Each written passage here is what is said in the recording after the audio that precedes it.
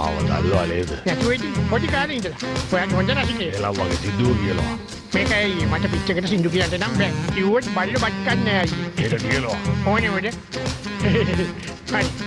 මම ඔටෝ. හරි රසට හදනවා කිරි බටර් චීස් මම ඔටෝ. කියලා. රසකාරක නැති කුටිම වර්ණ. අයියේ නන්නේ මාමේ අක්කේ එන්නකො ගන්නට චීස් බටර්. පප් දකඩකම් බකම් බං බං බං බං. රසට රසක් නැත මෙහෙම රසක් නැත ඔටෝ අයියගේ බටර් වගේ කාලා බලන්න. අයියේ ඒව ගාන්නේ සතුටුට. එන්දෝ කිව්ව හරි නෑ.